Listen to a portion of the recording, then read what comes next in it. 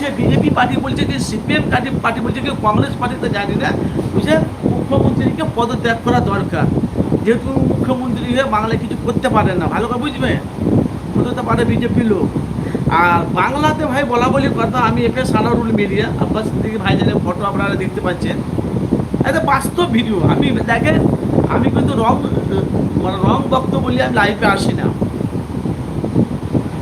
যে কথা আমি বলছিলাম ভাইজান, এই যে বাংলাতে কি হবে না হবে সব আমার নবীর জামানা, আমার নবী সব বলে গেছে, একটার পর একটা মিলছে। এই জন্য আব্বাস সিদ্দিকী বলে যে সময় থাকতে পরিবর্তন হয়ে যাও। মানুষ পরিবর্তন হচ্ছে, অন্যায়ের উপর অন্যায় হচ্ছে, অত্যাচারের অত্যাচার হচ্ছে, আর এতটি ধর্ষণ হচ্ছে, এত মার্ডার হচ্ছে, এত খুন হচ্ছে, এখন অবধি ঠিকভাবে তারা বিচার পাচ্ছে না।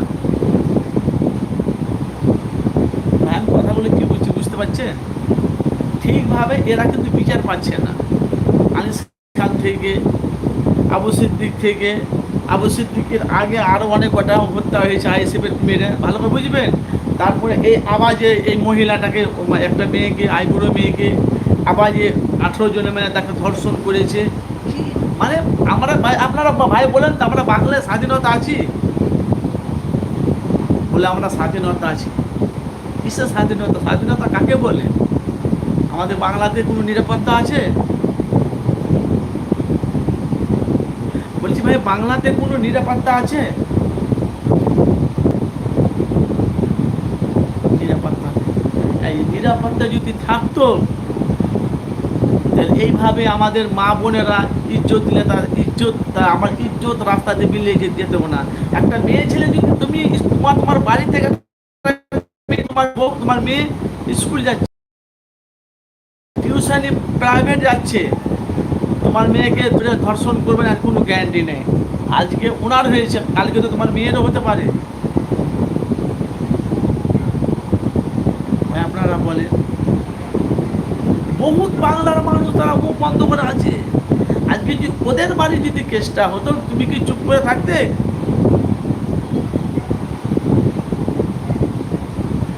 আপনারা বলেন, তোমার যদি চাচাতো বোন, খালাতো বোন, ফুফাতো বোন, তোমার গোষ্ঠীর মধ্যে যদি কেউ যদি এসব জিনিসে জড়িয়ে যেত, চুপ করে থাকতে? আজ অনেক মানুষ তাদের মুখ বন্ধ হয়ে আছে।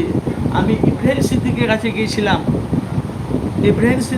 গিয়েছিলাম, এরা কিভাবে কথা বলবে, এদের হাত বাঁধা মানে কি, এদের টাকা দিয়ে মুখ বন্ধ করে রেখেছে। বাংলায় বিচার হবে না? আমাদের গ্রামে কোনো যদি ঝগড়া হয়, অশান্তি হয়, ঝামেলা হয়, গ্রামের মোড়ল সেটাকে সংশোধন করে দেয়। আমাদের গ্রামের মোড়ল সেটাকে একটা রাস্তা কম বেশি হয়ে যা করে একটা মীমাংসা মিটিয়ে দেয়। কিন্তু ভাই এখন বাংলায় হচ্ছে? আপনারা বলেন, আব্বাস সিদ্দিকী মানুষের কাছে হক কথা বলছে, বাংলার বহুত মানুষ তাকে খারাপ নজরে দেখছে। আর নওশাদ সিদ্দিকী তো আপনারা জানেন, উনি তো মানুষ ধরে লড়ছে। কিন্তু আপনারা বলেন, এই যে বাংলাতে যে অত্যাচারটা যে এত হচ্ছে, কালকেও হবে না, এর কোনো মানে নাই, পরশু হবে না, এর কোনো মানে নাই।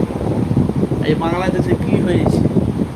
হাসিনা এতবার বেড়ে গেছিল, বাড়তে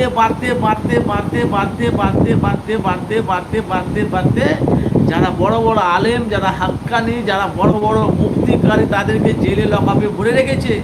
এত বাড়তে যখন এবার হাসিনা যখন পাখা যখন ডালা যখন ভেঙে গেছে, এবার জনগণ এক জায়গায় হয়ে গেছে। আর জনগণের মার কেওড়া তলা পর আপনারা জানেন, জনগণ যখন এক জায়গায় যখন হয়ে যাবে, তখন কোনো নেতা, মন্ত্রী, বিএসএফ, মিলিটারি কেউ রুখতে পারবে না। জনগণ যদি এক জায়গায় হয়ে যায়, এই বাংলাদেশে জনগণ এক জায়গায় হয়ে গেছে, হাসিনাকে লাথি মেরে ভয়ে পালিয়ে গেছে। আজকে বাংলাদেশ পরিবর্তন হয়ে গেছে। যারা ছিল সবকে চেঞ্জ, মানে পুরো বাংলাদেশকে পুরো পরিবর্তন করে দিচ্ছে। যারা তোমার হাসিনার বিরুদ্ধে, যারা হাসিনার দিকে তারা কথাবার্তা বলতো, কোর্টে, আদালতে, জজে, সমস্ত জিনিস সবকে পরিবর্তন করে দিয়েছে। ভাই বলা বলি কথা, আগে আপনারা